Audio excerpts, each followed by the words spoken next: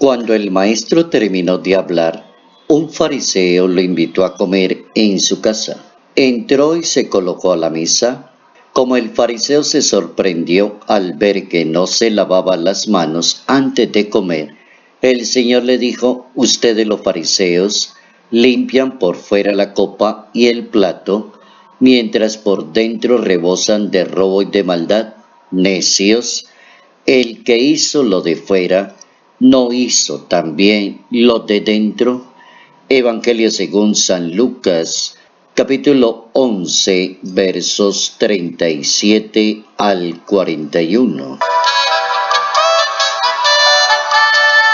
El espíritu de la ley siempre tendrá que darle vida y esperanzas a un creyente.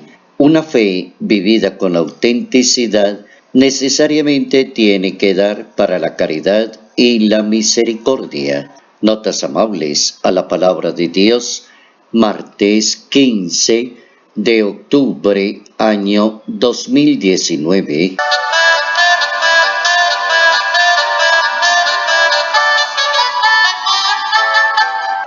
¿Cómo poder entender la vivencia de una religión desde la ley y el espíritu de la ley? ¿Cómo poder entender la vida desde la ley y el espíritu de la ley?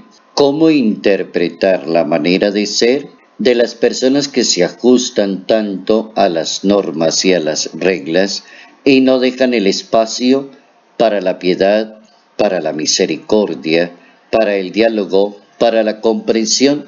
Hay dos grupos sociales que se van enfrentando a lo largo de la historia. El grupo de las personas que son implacables para imponerle la ley a los demás, y el grupo de personas que son dialogantes para entrar en comunión con los demás. San Pablo disuelve el problema entre la ley y el espíritu de la ley. En la segunda carta a los Corintios, en ese capítulo 3, verso 6, San Pablo va a dar como la clave para la interpretación diciendo: la ley escrita da la muerte, mientras el Espíritu da la vida. Cuando la ley no se interpreta y no se dialoga y no se llega a un entendimiento con los demás, terminan las personas siendo los abanderados de la ley, los más corruptos y otros cumplidores de las normas sociales. Personas que les gusta mucho hablar de ley e imponer la ley, y son los menos que la cumplen o no tienen un sentido común en la misma sociedad. El Hijo de Dios trató también el mismo tema, y en el capítulo 5, de acuerdo al Evangelio según San Mateo, llamado el Sermón de la Montaña, el maestro critica a los que observan la letra de la ley, pero no acatan el espíritu de la ley. Es algo así como: para ser fiel a lo que Dios pide en cada uno de nosotros, no basta con observar solo lo que diga la letra de la ley. Sería algo muy parecido como que limpiar el vaso o el plato por fuera y dejar en el interior lleno de suciedad, de robo, de maldad, de malicia, de mala intención, de corrupción. No basta no matar, no basta no robar, no basta no cometer adulterio, no basta no jurar. Es necesario ir más adelante, que es la bondad y la misericordia. No es suficiente con ajustarse, hay que mirar un parámetro mucho más amplio, que es el que enseña el Hijo de Dios. El que hizo lo de afuera, ¿no hizo también lo de dentro? Las cosas no vienen de afuera o vienen de adentro. La manera de pensar suya, ¿cómo es? Solo observa plenamente la ley de Dios aquella persona que va más allá de la formulación de la letra de la ley y va hasta la raíz y arranca desde dentro los deseos del robo y de la maldad, y que puede llevar a cantidad de atropellos en la misma sociedad. La plenitud de la ley, enseña la Sagrada Escritura, está en la realización del amor. La plenitud de los mandamientos de la ley de Dios están en el amar a Dios, amar a los demás y amarse a sí mismo. La plenitud de la predicación de la palabra de Dios está en que la misma persona que la predica y la anuncia sea el primer ejemplo para la misma sociedad.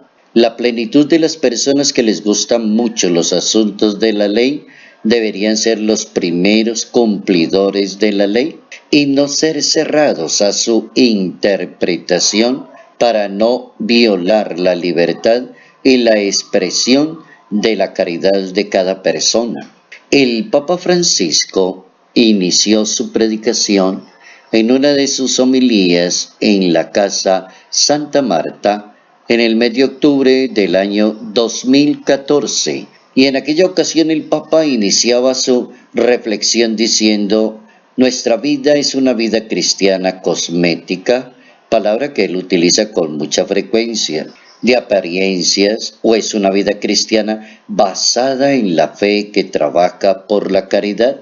Si tenemos el fundamento de la fe y si hay reglas para vivir la fe, y si hay escritos que van a definir exactamente la fe, la pregunta sería: ¿por qué no hay caridad en esa persona? ¿Por qué la persona insiste tanto en los asuntos de la fe y no insiste en la práctica de la fe, en el movimiento mismo espiritual?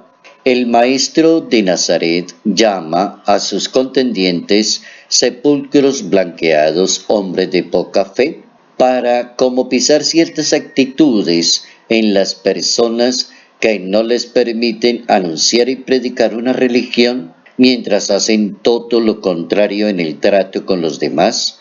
Faltan a la caridad, faltan a la justicia, faltan a la verdad. San Pablo le discute a los que viven en Galacia por el mismo motivo: el apego a la ley. La ley por sí sola no salva, les va a decir San Pablo a los Gálatas. Lo que vale es la fe. La pregunta: ¿qué es la fe? La que trabaja por medio de la caridad. Una buena respuesta a tantas definiciones de la fe puede ser la caridad. Y el mismo discurso de Jesús al fariseo: una fe que no es solamente recitar y hablar o saberse una cantidad de oraciones. Todos creemos en el Padre, en el Hijo y el Espíritu Santo, pero esa es una fe que parece inamovible, que no trabaja. Lo que vale es lo que Cristo plantea en cuanto al sistema de la fe. Vuelve a insistir en la caridad, en la misericordia, en la bondad, en la limosna, en el sentido más amplio de su palabra. Desprenderse como de la dictadura del dinero, de la idolatría, de la codicia, que nos aleja de la vivencia plena de la fe. Una fe que piensa más en las demás personas, una fe que es menos justiciera, una fe que se hace menos implacable y una fe que se convierte en bondad, en misericordia y en la presencia de un Dios grande, lento a la ira y rico en piedad. Hay que aprender a manejar la ley de Dios en orden a la caridad y a la justicia.